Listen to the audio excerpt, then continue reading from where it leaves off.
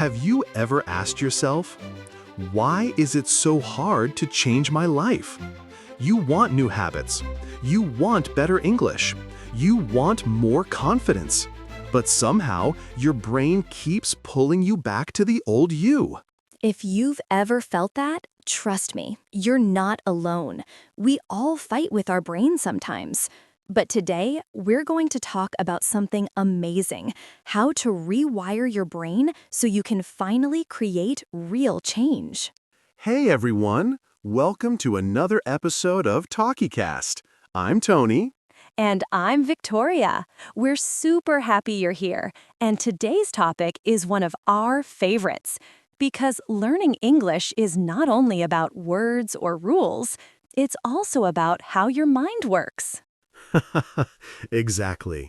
If your brain doesn't help you, you can study for hours and still feel stuck.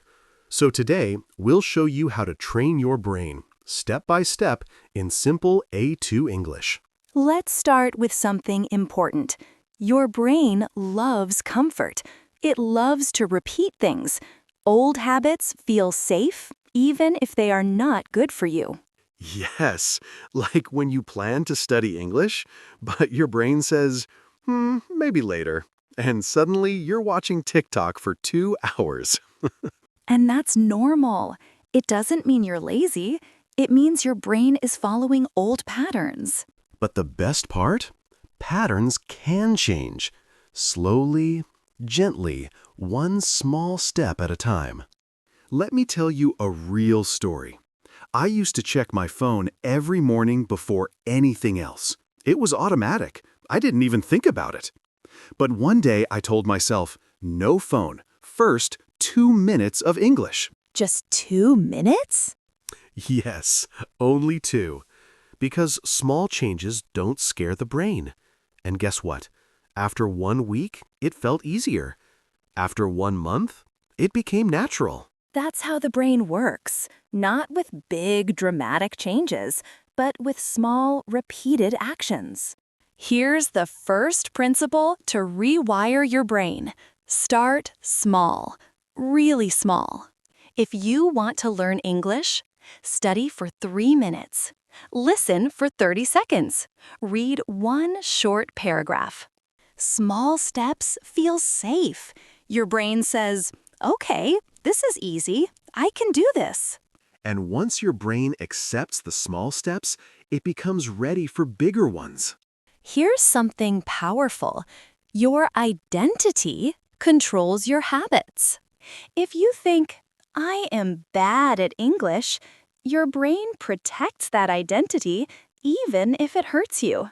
If you say, I am an English learner, your brain starts supporting you. Exactly. You become what you repeat. You become what you tell yourself. Try this today. Pick 1 micro win. Just 1. Examples are, listen to 1 minute of TalkieCast. Repeat 1 sentence. Write 1 simple line. Learn 1 new word. And then say, good job, I did it. Your brain loves reward. It makes the habit stronger. So now you understand how the brain works, why old habits feel strong, and how small actions can start big changes. Let's go deeper next. How to replace old patterns, how to build strong routines, and how to keep going even on difficult days. So, Victoria, something everybody asks is, why do I go back to my old habits? Like, I start learning English for 3 days, and on day 4, boom, I stop. That happens because your brain has tracks, like train tracks. Your old habits move on the old track. When you try something new, your brain doesn't have a strong new track yet. So, it's not because people are weak. It's because the old track is stronger? Exactly. And every time you repeat a new habit, even for 1 minute, you make the new track a little stronger. Here's something very helpful. Don't just remove a bad habit.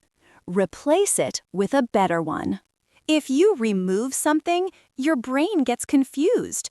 But if you give it a replacement, your brain says, okay, I can switch. Like when I stopped checking my phone early in the morning, I replaced it with 2 minutes of English. Yes, you didn't say, I will do nothing. You said, I will do something small and helpful. And now it's natural. I don't even think about it. This is how rewiring works, not with pressure, but with gentle replacement. Let's talk about triggers. A trigger is a signal that tells your brain, it's time to do this habit. Examples: you make coffee, you listen to English. You sit on the bus, you open your English notes. You go for a walk, you listen to a short podcast. Oh, so the coffee can be the remote control for English practice? Yes. Attach your English habit to something you already do. So my morning coffee is officially my English coach now. If it helps you learn faster, yes. You know something interesting I realized? I learn English faster when I feel good, like excited or proud. That's true. Emotion makes the brain pay attention. If you connect good feelings to learning, your brain will want to do it again. And what if someone feels stressed or scared while learning? Then learning becomes harder. That's why you need small wins, tiny celebrations, and a friendly attitude toward yourself. So learning English should feel good, not like punishment. Exactly. When it feels good, your brain rewires faster. Here is a simple daily routine for rewiring your brain. Only 5 minutes. 1 sentence of English speaking. Today I feel, today I want. 2. 1 minute of listening. A short podcast clip. 3. 10 seconds of a positive sentence, like, I am improving. I am learning every day. 4. 1 small action, read 1 paragraph, or learn 1 new word. Only 5 minutes, but it feels powerful. Yes, because it's not about time, it's about consistency. Let me be honest.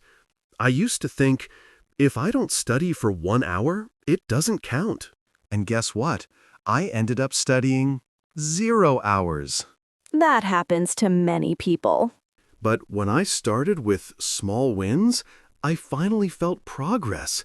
I didn't feel like a failure anymore. My brain slowly changed. I became more confident. I started enjoying English again. That's the moment real change begins, when learning feels possible again.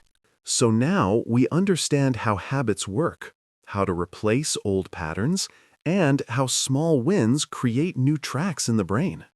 Next, we'll talk about how to stay consistent, how to protect your progress, and how to build a new identity through English. Here's something powerful. Your identity controls your habits. If you say, I am bad at English, your brain follows that identity. But if you say, I am a person who learns English every day, even for 2 minutes, your brain follows that identity. So the big change is not vocabulary, it's identity? Yes, identity is like the software of your mind. Update your identity. Your habits update too. Okay, but how do people build confidence? A lot of learners say, I will speak English when I feel confident, but the confidence never comes. Because they're waiting for confidence. But confidence comes after you try, not before. It's a loop. 1, you try. 2, you learn. 3, you grow. 4, you feel confident. 5, you try more. So confidence is not a gift, it's a side effect. Exactly. Every small action gives a small piece of confidence. And over time, it becomes natural. There are 3 things that destroy progress. 1. Comparison. 2. Perfectionism. 3. All or nothing thinking. Oh, yes. Comparing myself to native speakers? Terrible idea. And perfectionism is even worse. If you wait for the perfect moment, you'll never start. And the all or nothing thing? Yeah. If I can't study for 1 hour, I won't study at all. That one really hurt my progress. Exactly. But when you learn to say, I will do something small, you protect your progress. Let me give you a very simple, brain-friendly plan that even A2 learners can follow. Morning, 1 minute. Say 1 English sentence out loud. Today I want to. Today I feel. Afternoon, 2 minutes. Listen to a short podcast clip. Evening, 2 minutes. Review 2 words. Not 20, just 2. 5 minutes, but very focused. Focused practice rewires the brain faster than long, stressful sessions.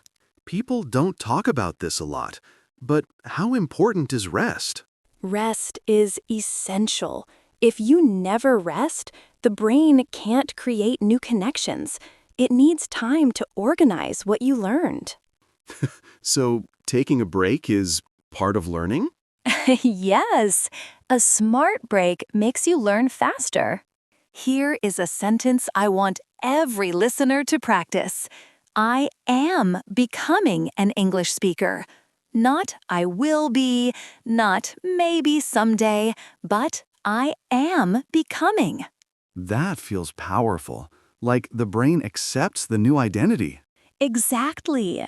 And when your identity changes, your actions follow naturally. Vocabulary breakdown. Here are today's key words and phrases. A2 level. Pattern equals something you repeat.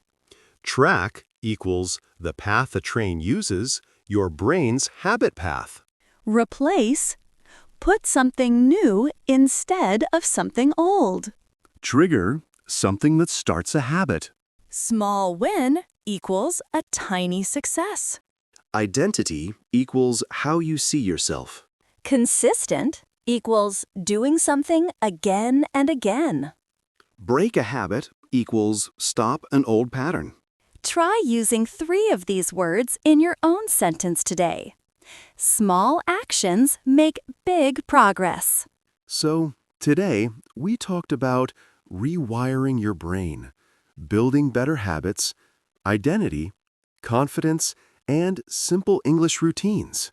Remember, transformation starts in your mind, and English is not just a language, it's a new identity. You don't need perfection. You just need the next small step.